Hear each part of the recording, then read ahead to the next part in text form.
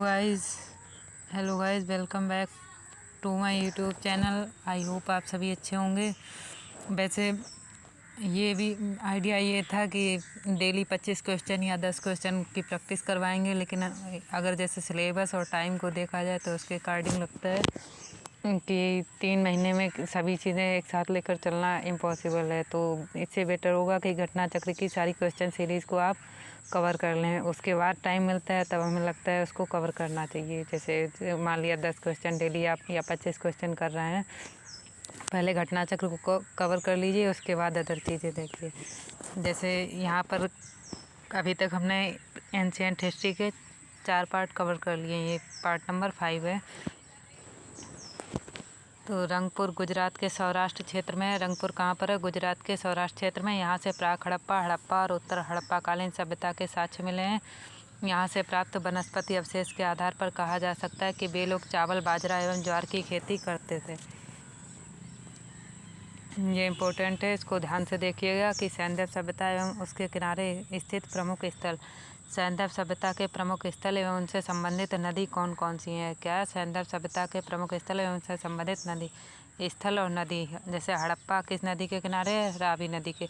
तो इसको ऐसे याद कर सकते हैं, हर ये बताया था आपको, हड़प्पा रावी नदी के किनारे, मोहनजोदड़ो सिंधु नदी के दाएं तट पर स्थित है। उस दिन जब डिटेल में बता रहे थे तो मोहनजोदड़ो सिंधु नदी के दाएं तट पर।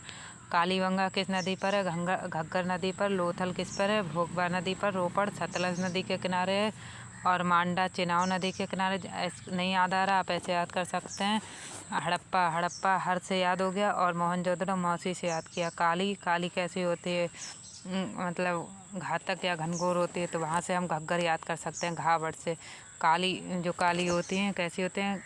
घनघोर, मतलब उनकी आवाज़ होती है बहुत ही घातक टाइप से होती है। तो यहाँ पर गंगा से हम घग्गर याद कर सकते हैं। लोथल से भोगवा, और जो लोथल है वहाँ पर भोग लगाया। लोथल को क्या लगाया? भोग लगाया। रोपड़ पता होगा पंजाब में कौन सी नदी प्रमुख है? सतलज। मांडा कहाँ पर है? जम्मू कश्मीर में। इसमें प्रमुख नदी कौन सी है? चिनाब। दामाबाद महाराष्ट्र में, ये बताया था आपको, प्रवरा नदी के किनारे। किस नदी के किनारे? प्रवरा नदी। आलमगीरपुर मेरठ जिले में यूपी के, हिंडन नदी के किनारे है। और सुत कांगेंडोर दास्त या दास्क नदी के किनारे, ये वाला नया है। भगवानपुरा किस नदी के किनारे? सरस्वती के किनारे। फिर यहाँ पर जल्दी देख लीजिए, आलमगीरपुर उत्तर प्रदेश के मेरठ जिले में हिंडन नदी के किनारे स्थित है। आलमगीरपुर कहाँ पर है? उत्तर प्रदेश के मेरठ जिले में, हिंडन नदी के किनारे। यहाँ से खुदाई में मृदभांड एवं मनके मिले हैं। कुछ बर्तनों पर त्रिभुज, मोर, गिलहरी आदि की चित्रकारियाँ मिलती हैं। हुलास कहाँ पर है? तो हुलास यूपी के सहारनपुर जिले में स्थित है। यहाँ से कांचली मिट्टी के मनके, चूड़ियाँ, खिलौना, गाड़ी आदि मिले हैं। तो पहले हम ये रिवाइज कर लेते हैं कि आलमगीरपुर से क्या मिला है। तो खुदाई में हमें मृदभांड एवं मनके मिले। कुछ बर्तनों पर त्रिभुज, मोर, गिलहरी आदि की चित्रकारियाँ मिलती हैं। हुलास क्या है? यूपी के सहारनपुर जिले में स्थित है। यहाँ से काचली मिट्टी के मनके, चूड़ियाँ, खिलौना, गाड़ी आदि मिले हैं। सैंधव लिपियुक्त एक ठप्पा का साक्ष्य भी मिला है। देसलपुर से एक रक्षा प्राचीन मिला है। तो ये वाला यूपीएससी में दिया था लोकेशन, देसलपुर। तो देसलपुर से क्या मिला है? एक रक्षा प्राचीन मिला है। अगला है सुत कांगेंडोर स्थल। ये अभी देखा था किस नदी के किनारे? दास्त या दास्क नदी के किनारे। तो सुत कांगेंडोर स्थल दक्षिण बलूचिस्तान में दास्त या दास्क नदी के किनारे स्थित है। इसकी खोज आर.एल. स्टेन ने की थी। किसने की थी? आर.एल. स्टेन ने की। इसका दुर्ग एक प्राकृतिक चट्टान के ऊपर स्थित था। यहाँ से मृदभांड, एक ताम्र निर्मित यानी तांबे से निर्मित पाणाग्र, ताम्र निर्मित प्लेट के टुकड़े, तिकोने ठीकरे तथा मिट्टी की चूड़ियों के अवशेष प्राप्त हुए हैं। अगला लोकेशन क्या है?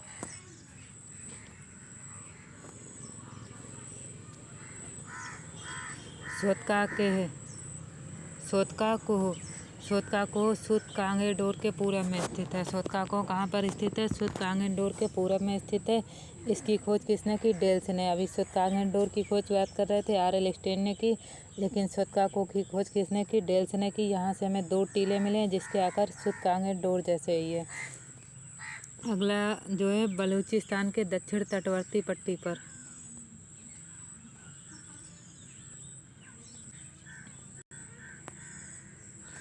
ये बलूचिस्तान के दक्षिण तटवर्ती पट्टी पर स्थित बालाकोट एक बंदरगाह के रूप में कार्य करता था। यानी बलूचिस्तान के दक्षिण तटवर्ती पट्टी पर स्थित बालाकोट एक बंदरगाह के रूप में कार्य करता था। यहाँ से हड़प्पा पूर्व एवं हड़प्पा कालीन अवशेष प्राप्त हुए हैं। तो यहाँ पर हमें क्या ध्यान रखना है कि बलूचिस्तान के दक्षिण तटवर्ती पट्टी पर स्थित बालाकोट एक बंदरगाह के रूप में कार्य करता था और यहाँ से हड़प्पा पूर्व एवं हड़प्पा कालीन अवशेष प्राप्त हुए हैं। इसकी नगर योजना सुनियोजित थी। भवनों के निर्माण में कच्ची ईंटों का, जबकि नालियों के निर्माण में पक्की ईंटों का प्रयोग किया जाता था। बलूचिस्तान के दक्षिण तटवर्ती पट्टी पर स्थित बालाकोट एक बंदरगाह के रूप में कार्य करता था। यहाँ पर हड़प्पा पूर्व एवं हड़प्पा कालीन अवशेष प्राप्त हुए हैं। इसकी नगर योजना सुनियोजित थी। भवनों के निर्माण में कच्ची ईंटों का, जबकि नालियों के निर्माण में पक्की ईंटों का प्रयोग किया जाता था।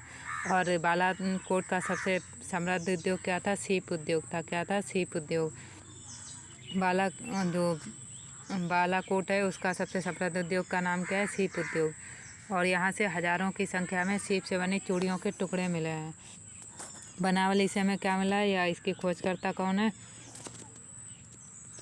बनावली हरियाणा के फतेहाबाद पूर्व में हिसार का भाग था। बनावली हरियाणा के फतेहाबाद पूर्व में हिसार का भाग था, जिले में स्थित है। और आर.एस. बिष्ट के द्वारा, किसने खोज की है इसकी? आर.एस. बिष्ट के द्वारा इस स्थल का उत्खनन करवाया गया। यहाँ से संस्कृत के 3 स्तर, यानी जो संस्कृति है उसके 3 स्तर प्रकाश में आए। एक तो प्राक सैंधव, विकसित सैंधव एवं उत्तर सैंधव। तो बनावली हरियाणा के फतेहाबाद पूर्व में हिसार का भाग था, जिले में स्थित है। और आर.एस. बिष्ट के द्वारा इस स्थल का उत्खनन करवाया गया था। यहाँ से संस्कृति के 3 स्तर प्रकाश में आए, प्राक सैंधव, विकसित सैंधव एवं उत्तर सैंधव। यहाँ की सड़कें नगर को तारांकित यानी स्टार शेप्ड भागों में विभाजित करती हैं। तो जो बनावली है वहाँ की सड़कें इसको कैसे विभाजित करती हैं? स्टार शेप या तारांकित भाग में। यहाँ से मोहरे, बटखरे, लाजवर तथा कार्नेलियन के मन के हल्की आकृति के, यहाँ से हमें क्या क्या मिला? यहाँ से मोहरे, बटखरे, लाजवर तथा कार्नेलियन के मन के हल्की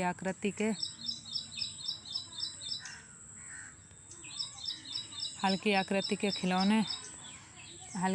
के खिलौने, तांबे के बाड़ाग्र आदि के साक्ष्य मिले हैं। अगला हमारा है भगवानपुरा।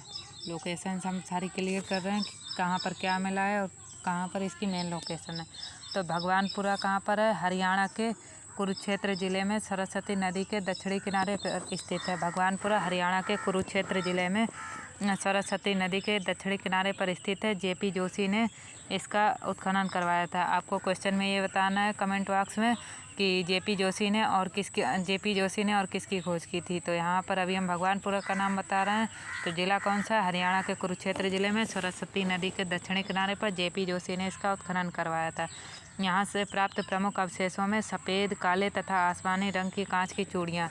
भगवानपुरा से हमें क्या मिला है? सफ़ेद, काले तथा आसमानी रंग के कांच की चूड़ियाँ, तांबे की चूड़ियाँ, कांच की मिट्टी के चित्रित मन के आदि मिले हैं।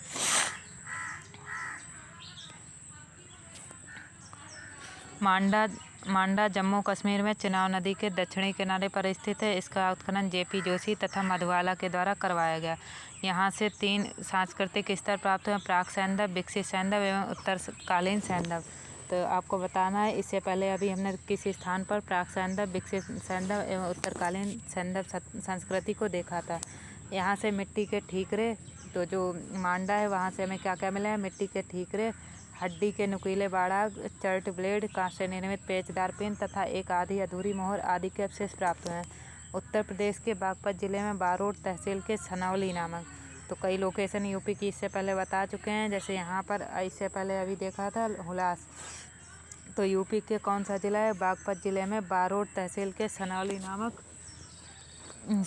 नामक हड़प्पन पुरास्थल से क्रमबद्ध रूप से 125 मानव समाधान प्राप्त हुए हैं, जिसकी दिशा उत्तर से दक्षिण है। तो उत्तर प्रदेश के बागपत जिले में बारोट तहसील के सनौली नामक हड़प्पन पुरास्थल से क्रमबद्ध रूप से 125 मानव समाधान प्राप्त हुए, जिनकी दिशा उत्तर से दक्षिण है। मिस्र की सभ्यता का विकास नील नदी की द्रोणी में हुआ है। जो मिस्र की सभ्यता है उसका विकास कहाँ पर हुआ है? तो नील नदी की द्रोणी में हुआ है। और मिस्र को नील नदी का उपहार कहा जाता है, क्योंकि इस नदी के अभाव में यह भूभाग रेगिस्तान होता। सुमेरिया सभ्यता के लोग प्राचीन विश्व के प्रथम लिपि आविष्कार करता थे। तो कौन सी सभ्यता के लोग प्राचीन विश्व के प्रथम लिपि आविष्कार करता था? ये क्वेश्चन कई बार पेपर में आया है कि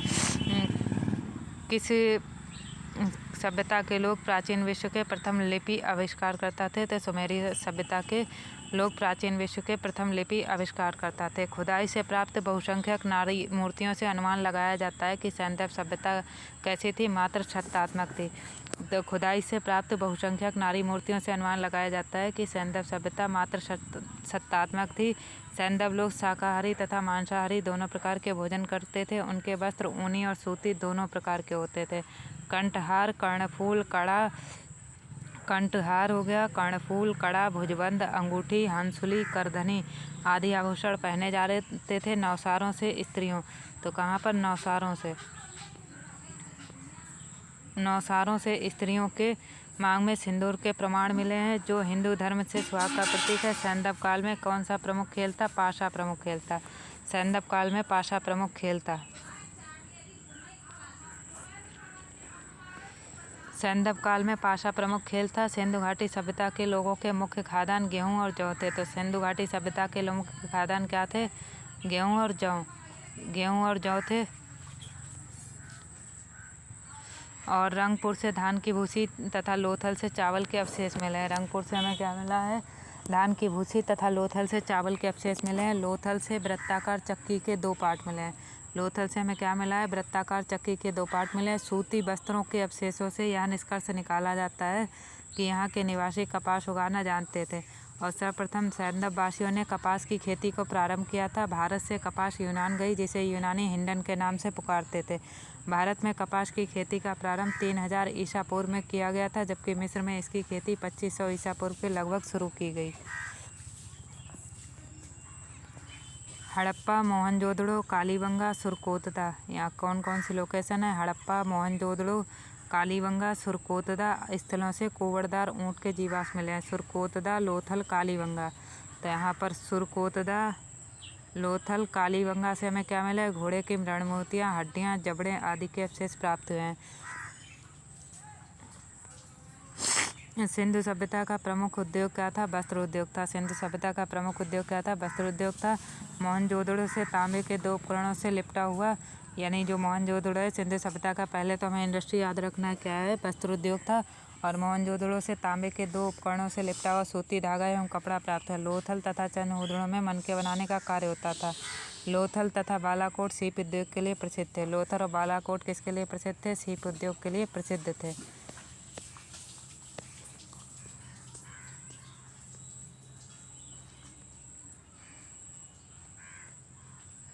प्रमुख धातु एवं प्राप्ति स्थल। प्रमुख धातु एवं प्राप्ति स्थल, तो कच्चा माल और प्राप्ति स्थल। जैसे तांबा हमें कहाँ से मिलता था? खेतड़ी, राजस्थान एवं बलूचिस्तान। खेतड़ी, राजस्थान एवं बलूचिस्तान। तांबा कहाँ से मिलता था? खेतड़ी, राजस्थान एवं बलूचिस्तान से। लाजवर्द, बदख्शां, अफगानिस्तान। फिरोजा हमें टिन मिलता था ईरान से। चांदी, राजस्थान की जावर एवं अजमेर खानों से। अफगानिस्तान एवं ईरान। सीसा, अफगानिस्तान और अजमेर से। और शिलाजीत मिलता था हिमालय से। गोमेद मिलता था गुजरात से।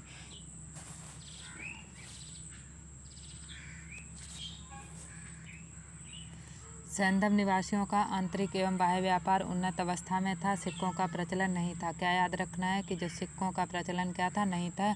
तथा क्रय विक्रय किसके द्वारा किया जाता था? वस्तु विनिमय के द्वारा किया जाता था। लोथल एवं मोहनजोदड़ो से हाथी दांत के बने तराजू के पल्ले मिले हैं। तो 2 लोकेशन से याद रखनी है, एक तो लोथल, दूसरा मोहनजोदड़ो। यहाँ से हाथी दांत के बने तराजू के पल्ले में उनके बाट मुख्यतः घनाकार होते थे। किस आकार के होते थे? घनाकार। कुछ बाट बेलनाकार, ढोलाकार, वर्तुलाकार प्रकार के भी मिले। कुछ बाट कैसे हैं? बेलनाकार, ढोलाकार, वर्तुलाकार प्रकार के भी मिले हैं। सारगोन युगीन सुमेरियन लेख से ज्ञात होता है कि मेलुहा, दिलमुन तथा मगन के साथ। सारगोन युगीन सुमेरियन लेख से ज्ञात होता है कि मेलुहा, दिलमुन तथा मगन के साथ मेसोपोटामिया के साथ व्यापारिक संबंध थे।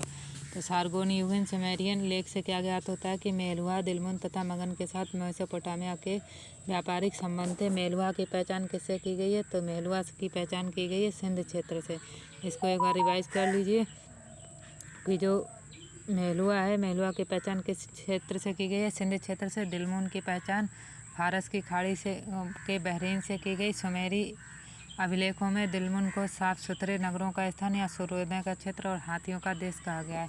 तो ये जो मेलुहा है, मेलुहा की पहचान किससे की गई है? सिंधु क्षेत्र से की गई है। दिलमुन की पहचान फारस की खाड़ी के बहरीन से की गई है। और सुमेरी अभिलेखों में दिलमिन को जो बैरिन है उसको साफ सुथरे नगरों का स्थान, सूर्योदय का क्षेत्र और हाथियों का देश कहा गया है। मिस्र के साथ व्यापारिक संबंध का पता लोथल से प्राप्त मम्मी की एक आकृति से पता चलता है। तो मिस्र के साथ व्यापारिक संबंध का पता किससे पता चलता है? लोथल से प्राप्त एक मम्मी की आकृति से। सैंदव सभ्यता में मूर्तिकला कौन कौन से आर्किटेक्चर सम्मिलित हैं? तो मूर्तिकला, वास्तुकला, उत्कीर्ण कला, मृदभांड कला आदि के उन्नत होने के प्रमाण मिले हैं। सैंदव सभ्यता में मूर्तिकला, वास्तुकला, उत्कीर्ण कला, मृदभांड कला आदि के उन्नत होने के प्रमाण मिले हैं। मोहनजोदड़ो से एक संयुक्त पशु मूर्ति प्राप्त हुई जिसमें शरीर भेड़ का तथा मस्तक सूंडदार हाथी का है। तो हमें यहाँ पर ध्यान रखना है कि जो सैंदव सभ्यता में मूर्तिकला, वास्तुकला, उत्कीर्ण कला, मृदभांड कला आदि के उन्नत होने के प्रमाण मिले। मोहनजोदड़ो से एक संयुक्त पशु मूर्ति प्राप्त हुई जिसमें शरीर किसका था? भेड़ का, मस्तक सूंडदार हाथी का। हड़प्पा की पाषाण मूर्तियों में 2 सिर रहित मानव मूर्तियों का उल्लेख है। हड़प्पा की पाषाण मूर्तियों में 2 सिर रहित मानव मूर्तियों का उल्लेख है। धातु मूर्तियाँ किस विधि से बनाई जाती थी? लुप्तमोम या मधुच्छिष्ट विधि, लॉस्ट वैक्स से बनाई जाती थी। मोहनजोदड़ो से प्राप्त नर्तकी की कांसे की मूर्ति अत्यधिक प्रसिद्ध है।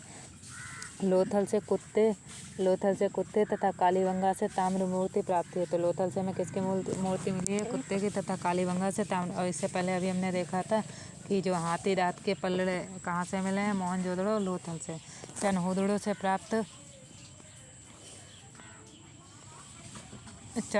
से प्राप्त इक्का गाड़ी एवं बैलगाड़ी की मूर्तियाँ उल्लेखनीय है। चनहुदड़ो से प्राप्त इक्का गाड़ी एवं बैलगाड़ी की मूर्तियाँ उल्लेखनीय है।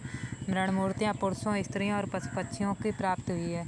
तो चनहुदड़ो से प्राप्त इक्का गाड़ी एवं बैलगाड़ी की मूर्तियाँ उल्लेखनीय है। मृण मूर्तियाँ पुरुषों, स्त्रियों और पशु पक्षियों से प्राप्त है। मानव मूर्तियाँ अधिकतर स्त्रियों के हैं और सर्वाधिक मृण मूर्तियाँ किसकी मिली हैं? पशु पक्षियों के प्राप्त हुई हैं। सैंदव काल में सर्वाधिक मोहरें किसकी बनी है? सैलखड़ी की बनी है। सैंदव काल में सर्वाधिक मोहरें सैलखड़ी की बनी है। इसके अतिरिक्त कांचली मिट्टी, चर्ट, गोमेद मिट्टी आदि की बनी मोहरें भी हैं। अधिकांश मोहरें वर्गाकार चौकोर हैं किंतु कुछ मोहरें घनाकार, गोलाकार तथा बेलनाकार भी हैं। सिंधु सभ्यता की मोहरों पर सर्वाधिक अंकन एक श्रृंगी बैलों का है, उसके बाद कुबड़ वाले बैलों का है। पशुपति शिव का प्रमाण मोहनजोदड़ो से प्राप्त एक मोहर है। तो पशुपति शिव का प्रमाण मोहनजोदड़ो से प्राप्त एक मोहर है जिस पर योगी की आकृति बनी है। तो पशुपति शिव का प्रमाण कहाँ मिलेगा हमें? मोहनजोदड़ो से प्राप्त एक मोहर पर जिस पर योगी की आकृति बनी है। उस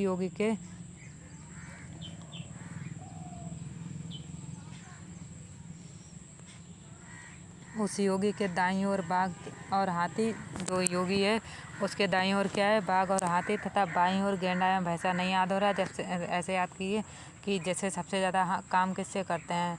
दाएं हाथ से करते हैं। तो बाघ कैसा होता है? एकदम मतलब जैसे तेज होता है काम में या फिर रनिंग में भी बहुत फास्ट होता है। और हाथी भी जैसे शक्तिशाली होता है। वहीं बाईं ओर गैंडा और भैंसा क्या है? आलसी टाइप से थोड़े होते हैं। तो लेफ्ट साइड से हम कम काम करते हैं, उससे याद कर सकते हैं कि जो लेफ्ट साइड है उस साइड कौन सा होगा? जो पशुपति की मोहर है इस पर गैंडा एवं भैंसा। और जो दाईं ओर है यानी राइट हैंड हम बहुत काम करते हैं, तो जो स्पीड में काम करेगा जैसे बाघ और हाथी हो जाएंगे। और 2 हिरन भी बने। क्या बने हैं? 2 हिरन भी बने। तो जो बाघ और हाथी हो गए दाईं और बाईं ओर हो गया गैंडा एवं भैंसा, और हिरन भी हो गई। योगी के सिर पर एक त्रिशूल जैसा आभूषण है तथा इसके 3 मुख है। तो योगी के सिर पर एक कैसा आभूषण है? त्रिशूल जैसा आभूषण है और इसके 3 मुख है। मार्शल महोदय ने इसे रुद्र शिव से संबंधित किया। तो मार्शल महोदय ने इसे किससे संबंधित किया है? रुद्र शिव से। सैंदव मृदभांड मुख्यतः लाल या गुलाबी रंग के हैं। तो जो सैंदव मृदभांड है मुख्यतः किस रंग के हैं? लाल या गुलाबी रंग के। कुछ मृदभांडों को लाल रंग से रंग कर काली रेखाओं से चित्र बनाए गए। कुछ बर्तनों पर मोर, हिरण, कछुआ कौन कौन से जानवर दिए गए हैं? मोर, हिरण, कछुआ, मछली, गाय, बकरा, पीपल, नीम, खजूर, केला आदि का अंकन है। इसको एक बार देख लीजिए कि कुछ बर्तनों पर मोर, हिरण, कछुआ, मछली, गाय, बकरा, पीपल, नीम, खजूर, केला आदि का अंकन है। सैंदव मृदभांडों में मर्तबान, कटोरे, तस्तरियाँ, थालियाँ प्रमुख हैं। और स्त्री पुरुष दोनों आभूषण पहनते थे। स्त्री पुरुष क्या दोनों आभूषण पहनते थे। सोने चांदी के अतिरिक्त हाथी दांत शंख आदि के भी आभूषण तैयार किए जाते थे। सोने चांदी के अतिरिक्त हाथी दांत शंख आदि के भी आभूषण तैयार किए जाते थे। सैंधव सभ्यता में मात्र देवी की पूजा प्रमुख थी। हड़प्पा से प्राप्त एक स्त्री की मूर्ति में उसके गर्भ से निकला एक पौधा दिखाया गया। संभवतः यह देवी धरती की मूर्ति थी जिसे लोग उर्वरता की देवी समझते थे तथा इसकी पूजा उसी तरह करते थे जिस प्रकार मिस्र के लोग नील नदी की देवी आइसिस की मात्र देवी एवं शिव की पूजा के अतिरिक्त सैंधव निवासी पशु पक्षियों वृक्षों आदि की उपासना करते थे। लोथल कालीबंगा एवं बनावली के पुरास्थलों से कौन कौन सी लोकेशंस दी गई हैं? लोथल कालीबंगा एंड बनावली। तो लोथल कालीबंगा एवं बनावली के पुरास्थलों से अग्निकुंड तथा या यज्ञवेदियों के साक्ष्य मिले। उत्तर से दक्षिण दिशा में शव दफनाने की प्रथा प्रचलित है किंतु इसके बाद भी मिलते हैं। कालीबंगा में सब दक्षिण से होता है। जो कालीबंगा है जैसे इससे पहले हम जब पाषाण काल पढ़ रहे थे तो महाराष्ट्र में हमने देखा था कि सबको उत्तर से दक्षिण दफनाया जाता था और वहीं दक्षिण में पूरब से पश्चिम। तो यहाँ पर कालीबंगा में सब दक्षिण से उत्तर, रोपड़ में क्या है पश्चिम से पूरब, रोपड़ में पश्चिम से पूरब तथा लोथल में पूरब से पश्चिम दिशा में। तो जैसे रोपड़ में कैसे दफनाया जाता है पश्चिम से पूरब की ओर और लोथल में पूरब से पश्चिम दिशा में। और आंशिक समाधिकरण के उदाहरण कहाँ से मिले? बहावलपुर से। तो आंशिक समाधिकरण के उदाहरण हमें कहाँ से बताने हैं? बहावलपुर से मिले हैं। सैंधव सभ्यता के विनाश के कारणों पर विभिन्न इतिहासकारों एवं विद्वानों का मत क्या है? तो ये देख लीजिए। जैसे सैंधव सभ्यता के विनाश के कारणों पर विभिन्न इतिहासकारों एवं विद्वानों का विनाश का कारण है इतिहासकार और विद्वान। जैसे बाढ़ है तो बाढ़ को विनाश का कारण किसने बताया? मार्शल मैके एसआर राव। बाढ़ को किसने बताया? मार्शल मैके एसआर राव ने। आर्यों का आक्रमण किसने बताया? Gordon Childe, Martin Wheeler, Stuart Piggott के द्वारा। जलवायु परिवर्तन आर.एल. स्टीन, अमलानंद घोष ने बताया। भूतात्विक परिवर्तन MR. Sahni, HD. लैम्प्रिक, GF. Dells ने बताया। और महामारी के.यू.आर. कैनेडी ने। महामारी को कारण किसने बताया? के.यू.आर. कैनेडी ने। अदृश्य गाज एम दिमित्रियद। ये हमारा पूरा जो सिंधु सभ्यता संस्कृति का चैप्टर कंप्लीट हो गया। अब हम क्वेश्चंस की प्रैक्टिस करेंगे कि कौन कौन से क्वेश्चंस हमें लगाने हैं। तो यहाँ पर जैसे पहला है मानव समाज विलक्षण है क्योंकि मुख्यतः आश्रित होता है। तो यहाँ पर देखिए मानव समाज विलक्षण है क्योंकि वह मुख्यतः आश्रित होता है। पहले जब जैसे इसकी जो घटना चक्र आई थी तो उसमें आंसर दिया था संस्कृति पर, लेकिन इसमें है अर्थव्यवस्था पर। तो जो जैसे 2019 की आप घटना चक्र देखेंगे उसमें कुछ आंसर अलग दिए गए हैं, इसमें कुछ अपडेटेड। तो ये आयोग 10-20 आंसर ऐसे कर जैसे 150 जो जीएस के प्रश्न होते हैं उसमें से 10 क्वेश्चन का आंसर आयोग बाद में चेंज कर देता है। आप मिनिमम 10 मान कर ही चलिए कि मैंने 10 का आंसर चेंज हो जाता है। तो वहाँ पर इसी तरह का ये क्वेश्चन है कि जैसे मानव समाज विलक्षण है क्योंकि वह मुख्यतः आश्रित होता है अर्थव्यवस्था पर। इसका एक्सप्लेनेशन देख लीजिए, पीसीएस मेंस में काम आएगा।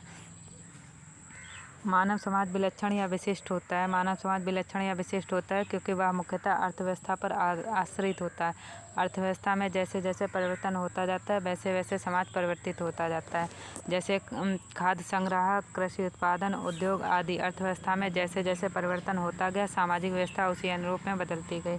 संस्कृति, धर्म, विज्ञान आदि अर्थव्यवस्था में उत्पादन के साधनों में परिवर्तन के अनुसार ही परिवर्तित होते रहते हैं। तो इसको फिर से रिवाइज कर लीजिएगा कि मानव समाज कैसा होता है? विलक्षण या विशिष्ट होता है। क्यों? क्योंकि वह मुख्यतः अर्थव्यवस्था पर आश्रित होता है। अर्थव्यवस्था में जैसे जैसे परिवर्तन होता जाता है वैसे वैसे समाज में परिवर्तित होता जाता है। जैसे खाद्य संग्रह, कृषि उत्पादन, उद्योग आदि अर्थव्यवस्था में जैसे जैसे परिवर्तन होता गया सामाजिक व्यवस्था उसी अनुरूप में बदलती गई। संस्कृति, धर्म, विज्ञान आदि अर्थव्यवस्था में उत्पादन के साधनों में परिवर्तन के अनुसार ही परिवर्तित होते रहते हैं। क्वेश्चन नंबर 2 क्या है? क्वेश्चन नंबर 2 है हड़प्पा निम्नलिखित में से किस सभ्यता से संबंधित है? तो हड़प्पा हमको पता है सिंधु घाटी सभ्यता से संबंधित है। हड़प्पा नामक पूरा स्थल सिंधु घाटी सभ्यता से संबंधित है। इस सभ्यता का प्रथम पुरातात्विक प्रमाण हड़प्पा से प्राप्त होने के कारण सैंधव सभ्यता को हड़प्पा सभ्यता के नाम से भी जाना जाता है। और कालानुक्रम की दृष्टि से यह सभ्यता मिस्र एवं मेसोपोटामिया की प्राचीन सभ्यताओं के समकालीन थी। क्वेश्चन नंबर 3 सिंधु सभ्यता संबंधित है। तो सिंधु सभ्यता संबंधित किससे है? ये आपको बताया था कि जिस काल से हमें कोई लिखित साक्ष्य नहीं मिलता है उसको क्या बोलते हैं? प्रागैतिहासिक युग। और जिस काल में हमें साक्ष्य तो मिले लेकिन हम उसको पढ़ नहीं सकते हैं उसको हम क्या बोलते हैं?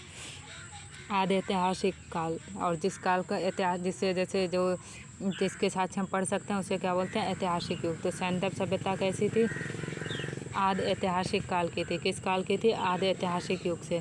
आदि ऐतिहासिक काल की सभ्यता है क्योंकि यहाँ पर लेखन कला का ज्ञान तो है किंतु अभी से पढ़ा नहीं जा सकता, अतः इतिहास निर्माण में इसका प्रयोग नहीं किया जा सकता। फिर सिंधु घाटी सभ्यता गैर आर्य थी। क्वेश्चन नंबर 4 है, सिंधु घाटी की सभ्यता गैर आर्य थी क्योंकि वह थी नगरीय सभ्यता। तो सिंधु घाटी की सभ्यता गैर आर्य मुख्य रूप से इसलिए थी क्योंकि वह नगरीय सभ्यता थी, जबकि आर्य सभ्यता कैसी थी, ग्रामीण थी। सिंधु घाटी की सभ्यता गैर आर्य इसलिए थी क्योंकि वह नगरीय सभ्यता थी, और जो आर्य सभ्यता थी वो कैसी थी, ग्रामीण थी। क्वेश्चन नंबर 5, सिंधु घाटी सभ्यता को आर्यों से पूर्व रखे जाने का महत्वपूर्ण कारक है। तो यहाँ पर पूछ रहा है कि सिंधु घाटी सभ्यता को आर्यों से पूर्व रखे जाने का महत्वपूर्ण कारक है लिपि, नगर नियोजन, तांबा या मृदभांड। तो वैसे हम देख रहे हैं कि सिंधु घाटी सभ्यता नगरीय और आर्य जो है ग्रामीण है। तो यहाँ पर कारण पूछ रहा है कि हम पहले क्यों रख रहे हैं, तो मृदभांड की वजह से। तो सिंधु घाटी सभ्यता लिपि, ज्ञान और नगर नियोजन आदि के संबंध में प्रारंभिक कार्यों से अधिक विकसित थी। किस क्षेत्र में सर्वाधिक विकसित थी, लिपि ज्ञान। सिंधु घाटी सभ्यता लिपि ज्ञान, नगर नियोजन आदि के संदर्भ में प्रारंभिक कार्यों से अधिक विकसित थी। पुरातात्विक साक्ष्यों में अलग अलग काल में पाए गए मृदभांड ही सिंधु घाटी सभ्यता को आर्यों से पूर्व का सिद्ध करते हैं। काले रंग की कलाकृतियों से चित्रित लाल मृदभांड जहाँ हड़प्पा सभ्यता से संबंधित हैं, वही धूसर एवं चित्रित मृदभांड जो बाद के आर्यों से संबंधित माने गए हैं। क्वेश्चन नंबर 6 क्या है, सिंधु घाटी संस्कृति वैदिक सभ्यता से भिन्न थी क्योंकि इसके पास विकसित शहरी जीवन की सुविधाएं थी। सही है। इसके पास चित्रलेखी लिपि थी। सही है। इसके पास लोहे और रक्षा शस्त्रों के ज्ञान का अभाव था। तो इसका राइट आंसर होगा उपयुक्त सभी। तो सिंधु घाटी संस्कृति वैदिक सभ्यता से भिन्न थी क्योंकि इसके पास विकसित शहरी जीवन की सुविधाएं थी। इसके पास चित्रलेखी लिपि थी। इसके पास लोहे और रक्षा शास्त्रों के ज्ञान का अभाव था। सिंधु घाटी संस्कृति वैदिक सभ्यता से अनेक बातों से भिन्न थी। सिंधु घाटी सभ्यता नगरीय थी जबकि वैदिक सभ्यता कैसी थी, ग्रामीण थी। सिंधु घाटी सभ्यता की लिपि भावचित्रात्मक थी। वैदिक सभ्यता के लोग लोहे तथा रक्षा शास्त्रों के ज्ञान से युक्त थे, जबकि सिंधु घाटी की सभ्यता में लोहे के ज्ञान का अभाव था। तो यहाँ पर क्या है, सिंधु घाटी संस्कृति वैदिक सभ्यता से अनेक बातों में भिन्न थी। सिंधु घाटी सभ्यता कैसी थी, नगरीय थी, जबकि वैदिक सभ्यता ग्रामीण थी। सिंधु घाटी सभ्यता की लिपि भावचित्रात्मक थी और वैदिक सभ्यता के लोग, ये वाला आपको याद रखना है कि लिपि का जो रूप था कैसा था। तो लिपि का रूप था भावचित्रात्मक, और वैदिक सभ्यता के लोग लोहे तथा रक्षा शस्त्रों के ज्ञान से युक्त थे, जबकि सिंधु घाटी की सभ्यता में लोहे के ज्ञान का अभाव था। क्वेश्चन नंबर 7,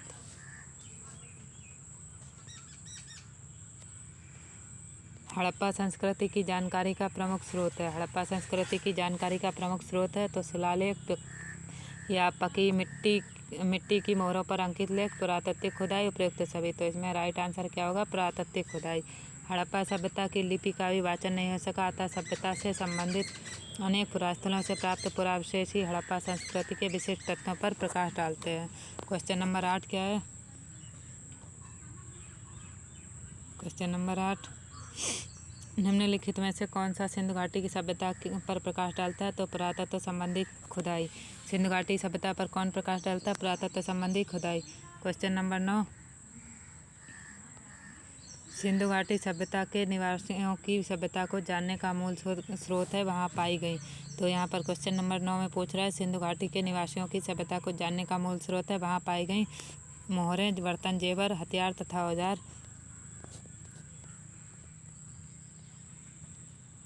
तो इसमें होगा मोहरें।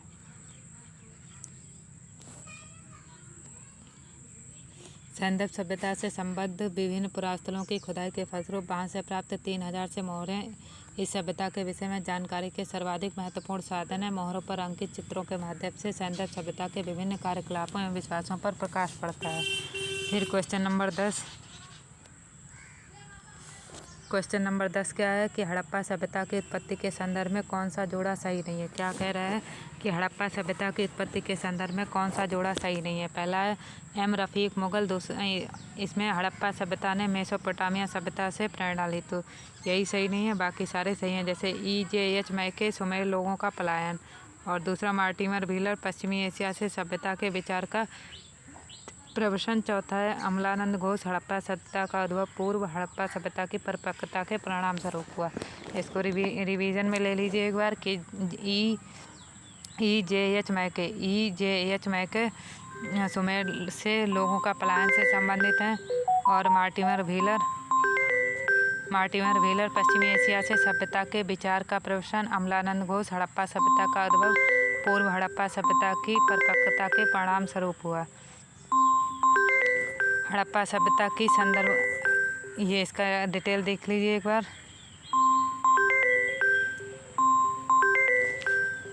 हड़प्पा सभ्यता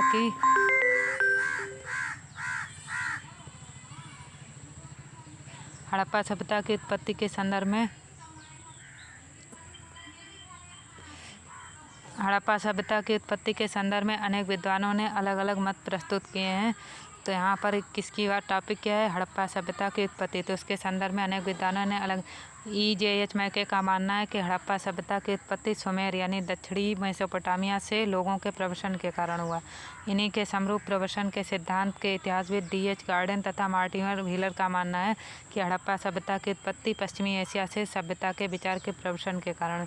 और इस संदर्भ में अमलानंद घोष का क्या विचार है कि हड़प्पा सभ्यता का उद्भव पूर्व हड़प्पा सभ्यता की परिपक्वता के परिणाम स्वरूप हुआ। Stuart Piggott Fairservis, George F. Dales तथा रफ़ीक मुगल। इसको Stuart Piggott, Fairservis, George F. Dales तथा रफ़ीक मुगल आदि विद्वान स्थानीय उत्पत्ति के सिद्धांत को मान्यता देते हैं। रफ़ीक मुगल का मानना है कि हड़प्पा सभ्यता का विकास रावी नदी के क्षेत्र में हड़प्पा में हुआ। इन्होंने इस पुरानी मान्यता का खंडन किया है कि हड़प्पा सभ्यता ने पश्चिमी मेसोपोटामिया की सभ्यता से प्रेरणा ली है। तो इस वाले क्वेश्चन को, जो क्वेश्चन नंबर 10 है, इसको रिवाइज कर लीजिएगा। बुक की PDF टेलीग्राम चैनल पर दे दी गई है और चैनल को लाइक, सब्सक्राइब एंड शेयर कीजिए। कल से जो आगे के क्वेश्चन बचे हैं, कल केवल क्वेश्चन की प्रैक्टिस होगी। सिंधु सभ्यता एवं संस्कृति से संबंधित जितने भी क्वेश्चन हैं वो सारे कंप्लीट करवा देंगे। Thanks so much for watching.